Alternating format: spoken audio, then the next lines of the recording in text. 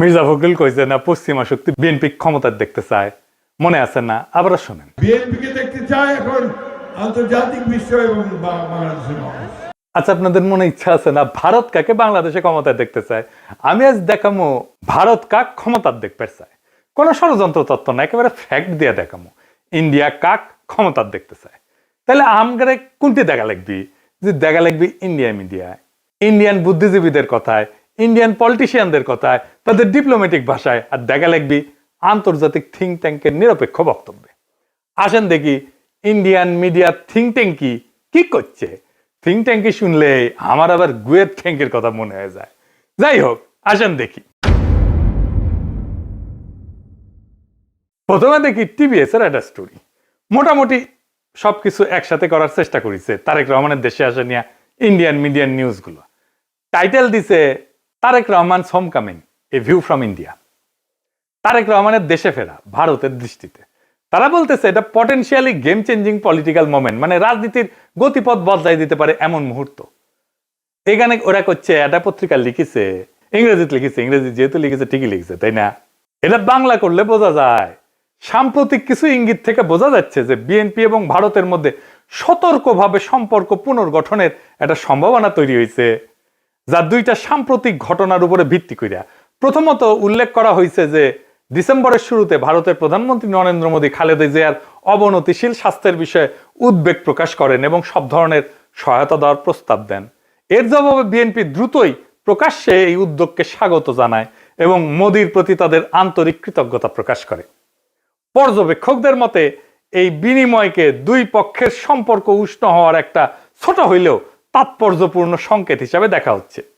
ভারতীয় কর্মকর্তারা হয়তো রহমানের, মানে তারেক রহমানের নেতৃত্বাধীন বিএনপিকে বাংলাদেশের জন্য আরো প্রেডিক্টেবল, উদারপন্থী এবং গণতান্ত্রিক বিকল্প হিসাবে দেখতে পারেন।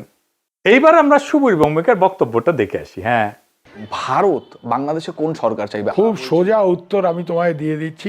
Awami League is not in election, next best option is BNP, obviously not Jamaat. তারা অলরেডি 50 লাখ লোক নিয়ে জেহার টেয়াদের হুমকি দিচ্ছে। ফলে জামাত অবভিয়াসলি ইন্ডিয়া চাইবে না। অত অনেক কথা, ডিপ্লোম্যাটিক কথা বলে তো লাভ। কানেকশনটা হচ্ছে 71।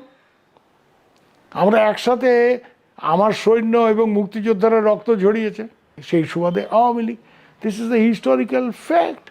তো এই জায়গাতে হঠাৎ করে আজকে অন্য কিছু ডাইনামিক্স চলে আসবে, এটা তো আশা করাটাও ভুল।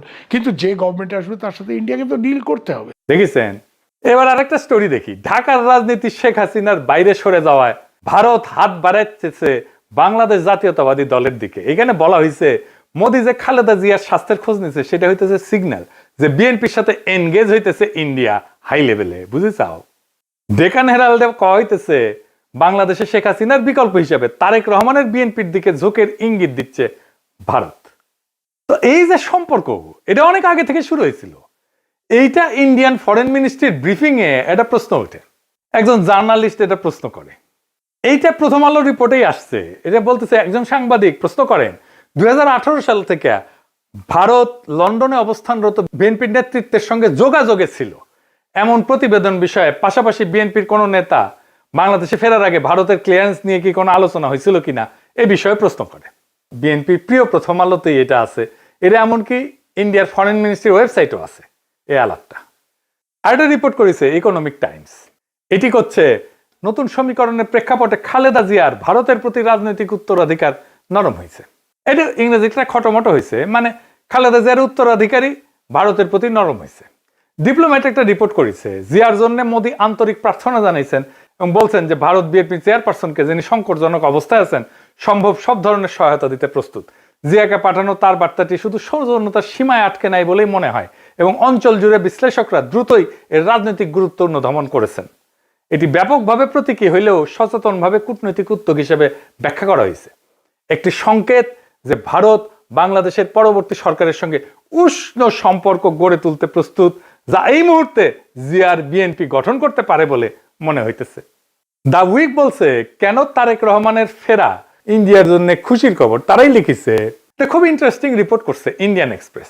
এটা প্রিমিয়াম কন্টেন্ট, মানে আপনাকে টাকা দিয়ে পড়া লাগবে। শিরোনাম হইতেছে, দশকের পর দশক প্রতিক্রিয়াশীল নীতির পর ভারতের প্রতি নিজেদের অবস্থান পুনর্নির্ধারণের সুযোগ পেয়েছে বিএনপি।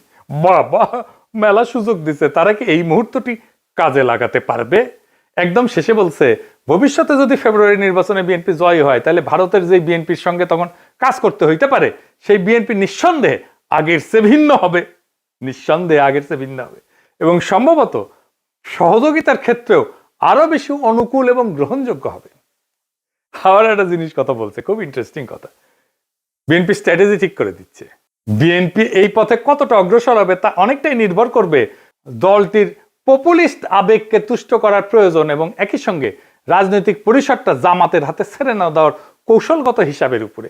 বিশেষত গত এক দশকের বেশি সময় ধরে রাজপথের শক্তির উপরে নির্ভর করার অভিজ্ঞতার পর একই সঙ্গে বিএনপিকে সবসময় সচেতন থাকতে হবে আওয়ামী লীগের ক্ষমতায় ফেরার পথ তৈরির প্রচেষ্টা সম্পর্কে। শেষ পর্যন্ত ইতিহাস বলে দেয়, যদি বিএনপি 15 বছর ধরে প্রায় গোপন অবস্থায় থেকে নেতৃত্বের একটা বড় অংশ নির্বাসনে বা গৃহবন্দী থাকা সত্ত্বেও আবার জাতীয় রাজনীতির কেন্দ্রমঞ্চে ফিরে আসতে পারে, তবে আওয়ামী লীগও ঠিক তেমনটাই করতে সক্ষম। মানে বলে দিতেছে, মনে রেখো, আওয়ামী লীগ আবার ফিরে আসতে পারে। বাংলাদেশের রাজনীতিতে আওয়ামী লীগকে সমঝে ছিল। এইবার দেখি ইন্ডিয়ানদের বিদেশি পোর্টালে কি বলছে বিএনপি নিয়ে। ইউরেশিয়া বলতেছে, ইংরেজি যেহেতু কইছে ঠিকই কইছে, তাই না? ভারত এবং বিএনপি উভয় উগ্র ইসলামপন্থী জামাত ইসলামীকে দূরে রাখার বিষয়ে আগ্রহী।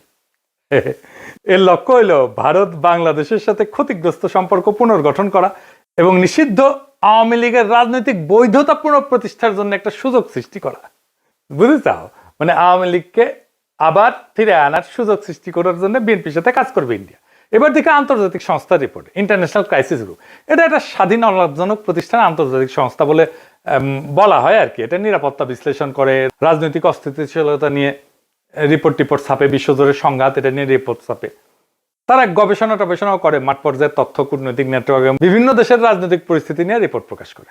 এবং এই ইন্টারন্যাশনাল ক্রাইসিস গ্রুপ ভারতের উপর নিয়মিত রিপোর্ট প্রকাশ করে, বিশেষ করে কাশ্মীর, দক্ষিণ এশিয়ার নিরাপত্তা, ভারত পাকিস্তান সম্পর্ক, মানবাধিকার এবং আভ্যন্তরীণ রাজনৈতিক উত্তেজনা নিয়ে।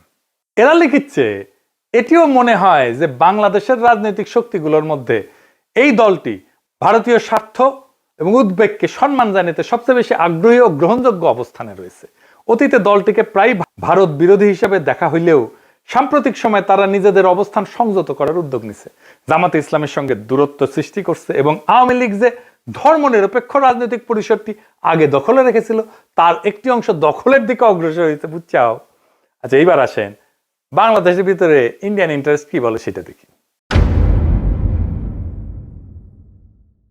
বাংলাদেশে কারা ভারতের স্বার্থ রক্ষাকারী? বাংলাদেশের দুইটা পত্রিকা মূলত ভারতের স্বার্থ রক্ষাকারী, বন্দের আলো আর দিল্লি স্টার।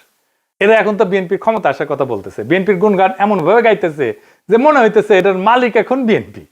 এরা যাকে ক্ষমতায় দেখতে চাইবে, মনে রাখবেন ইন্ডিয়া তাদের ক্ষমতায় দেখতে চাইতেছে। আপনারা দেখবেন প্রথম আলো, দিল্লি স্টার ক্রমাগত বিএনপির নেতাদের, বুদ্ধিজীবীদের লেখা ছাপতেছে। আপনি দেখতে থাকবেন, এরপরে শুরু হবে যারা এতদিন আওয়ামী লীগের পক্ষে লিখতো, সোহরাব হোসেন, টোহরাব হোসেন ইত্যাদি। মিজানুর রহমান তো মারা গেছে, সে থাকলে আর সেও লেখা শুরু করতো। তারা প্রথম আলোতে বিএনপির পক্ষে লিখতো। তাই প্রথম আলো, ডেইলি স্টার ভারতের রাজনৈতিক অবস্থানের এটা লিটমাস টেস্ট। জানেন তো লিটমাস টেস্ট এটা কেমিস্ট্রির কথা, ক্ষার আর অম্ল চেনে আর কি, এটা কাগজ দিয়া। তাহলে এখন মনে হইতেছে প্রথম আলো, দিল্লি স্টার বাংলাদেশে থাকাই উচিত। এত সহজে ইন্ডিয়ার অন্দর মহলের খবর আমরা কিভাবে পাবো? ওদের কাছ থেকে যেটা পাবো সেটাই বুঝে নেবো এটা ইন্ডিয়ান খবর। আপনি দেখেন 2025 নিয়ে একটা ছবি আঁকছে প্রথম আলো। এর মধ্যে প্রথম আলো, ডেইলি স্টারে আগুন নিয়ে তো কান্নাকাটি আছে, কিন্তু সবচেয়ে উজ্জ্বল ছবিটা তারেক রহমানের। উনি ভার্চুয়াল থেকে রিয়াল হইতেছেন আর যাইতেছেন উড়িয়া ভোটের বাক্সের দিকে। পিছে তারেক রহমানের বিড়ালের ছবিও আছে। প্রফেসর ইউনূসের পাশে গরিলা দুর্মুষ পেটা করিচ্ছে, কিন্তু হাসিনার ছবিটা দাদির মতো নির্মল, কত ভালো মানুষ। এই যে প্রথম আলো, ডেইলি স্টার, এইটা যে আওয়ামী বাকশালী ইন্ডিয়ান অ্যাসেট, কোনো সন্দেহ আছে এখন? এর মধ্যে খালেদা জিয়ার প্রতি সম্মান জানাইতে ঢাকা এসেছিলেন ইন্ডিয়ার পররাষ্ট্রমন্ত্রী জয়শঙ্কর। সে অন্তর্বর্তীকালীন সরকার এবং বিএনপির কয়েকজন শীর্ষ ব্যক্তির সাথে কথা বলছেন। কি ছিল তার চাওয়া? 1 নাম্বার, দুই দেশের সম্পর্কের মধ্যে যে উত্তেজনা সৃষ্টি হয়েছে তা হ্রাস করতে হবে। 2 নাম্বার, আসন্ন জাতীয় সংসদ নির্বাচনে আওয়ামী লীগকে অংশগ্রহণের সুযোগ দিতে হবে। কি আবদার! 3 নাম্বার, আওয়ামী লীগকে নির্বাচনে অংশগ্রহণের সুযোগ দেওয়ার জন্য প্রয়োজনে 12 ফেব্রুয়ারি নির্ধারিত জাতীয় নির্বাচনের তারিখ পিছাইতে হবে। এইটা প্রফেসর ইউনূস সরকারকে বলে গেছে। তারেক রহমানকে কি বলছে আমি জানি না, তবে অনুমান করি একই বার্তা দিছে। এই বার্তা কার জন্য? এই বার্তা অন্তর্বর্তী সরকারের জন্য এবং তাদের চোখে যারা ভবিষ্যৎ ক্ষমতা তাদের জন্য, তাদের সাথেই কথা বলছে। এখন একটা জিনিস পরিষ্কার করে বলা দরকার, বিএনপি এখানে কোনো চুজেন ফোর্স না ইন্ডিয়ার জন্য। তাকে যে পছন্দ করা হইতেছে তা কিন্তু না, বিএনপি এখানে কম্প্রোমাইজড অ্যাক্টর। তার মানে এমন একটা শক্তিতে সে রূপান্তরিত হয়েছে যারা আসলে ভারতের সাথে একটা কম্প্রোমাইজ করছে। ভারত বিএনপিকে চায় কারণ বিএনপি আদর্শিকভাবে শক্ত না, কাঠামোগতভাবে দুর্বল। যেই দল 15 বছর টিকে ছিল নির্বাসনে, মামলা হামলা গ্রেপ্তার গুনখুনে, আন্তর্জাতিক সহানুভূতিতে, আমাদের মতো ইন্ডিভিজুয়াল অ্যাক্টিভিস্টদের মরাল সাপোর্টে এবং অ্যাক্টিভিটিতে, সে দল জানে ক্ষমতায় ফেরার জন্য কোথায় নতি স্বীকার করতে হবে।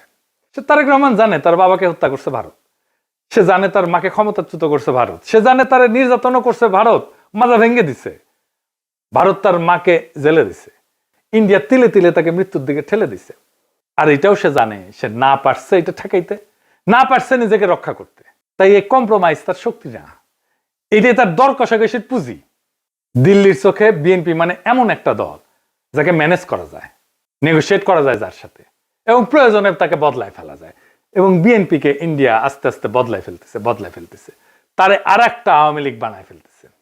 আজ ইন্ডিয়ার বিএনপিকে দরকার, কারণ জামাত অতিরিক্ত শক্তিশালী হয়ে গেছে।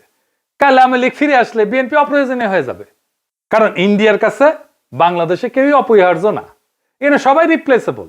আওয়ামী লীগ চলে গেছে, এখন ধরেছে বিএনপিকে, বিএনপি চলে যাবে আর একজনকে ধরবে। তাহলে প্রশ্নটা ভারত কাকে ক্ষমতা চায় এটা না, আসল প্রশ্ন হচ্ছে বাংলাদেশ কি আবারও একটা কম্প্রোমাইজড অ্যাক্টরকে নিজেদের ভবিষ্যৎকে লিখতে দিবে, নাকি এইবার এমন একটা রাষ্ট্র বানাইতে চাইবে যাকে ক্ষমতায় রাখতে কারো দরকার পড়ে না, ইন্ডিয়ার দরকার পড়ে না, আমেরিকার দরকার পড়ে না, চীনেরও দরকার পড়ে না, যে নিজের শক্তিতে জনতার শক্তিতে ক্ষমতায় থাকতে পারে। যতদিন এই প্রশ্নের উত্তর না আসবে বাংলাদেশের সরকার বদলাবে কিন্তু রাষ্ট্র বদলাবে না, রাষ্ট্র একই রকম থাকবে। সেজন্যই দেখছেন না সংস্কার করতে চায় না বিএনপি, কারণ কম্প্রোমাইজড অ্যাক্টর দিয়ে কখনোই একটা সার্বভৌম রাষ্ট্র তৈরি হয় না, করা যায় না। ভারত কাকে চায় এটা গুরুত্বপূর্ণ না, প্রশ্ন হইতেছে ভারত যাকে চায় না সে কি টিকে থাকতে পারে কিনা। আমাদের এমন রাষ্ট্র করতে হবে, আমাদের এমন নেতা বাইছে নিতে হবে ইন্ডিয়া যাকে চায় না কিন্তু সে টিকে থাকতে পারে। ইতিহাস একটাই জিনিস দেখাইছে, দিল্লি যাকে ম্যানেজ করতে পারে সে সরকার দেশ চালায় না, সে শুধু সময় পার করে, সে শুধু সম্পদ পাচার করে, সে জনগণকে কেয়ারও করে না, জনগণের ভোটেরও দরকার পড়ে না। আজ দিল্লি যদি বিএনপির দিকে তাকায় তাহলে সেটা ভালোবাসা না, সেটা দিল্লির প্রয়োজনই। কাল প্রয়োজন বদলাইলে ইন্ডিয়ান ন্যারেটিভ বদলাবে, ইন্ডিয়ার পার্টনার বদলাবে, ইন্ডিয়ার ভালোবাসাও বদলাবে, মানুষ বদলাবে না। তাই আজকে সিদ্ধান্ত বিএনপির না, আওয়ামী লীগের না, ইন্ডিয়ার না, আজকে সিদ্ধান্ত বাংলাদেশের।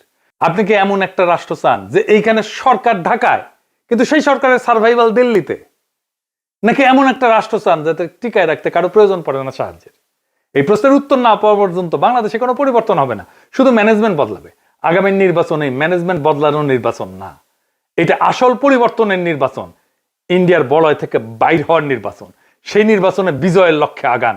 আমাদের বর্ষা বিপ্লবের অসমাপ্ত কর্তব্য সম্পাদন করতে হবে এবং আমরা এমন কাউকে ক্ষমতায় বসাবো না যাদেরকে ইন্ডিয়া পছন্দ করে, যাদেরকে প্রথম আলো পছন্দ করে, যাদেরকে দিল্লি স্টার পছন্দ করে।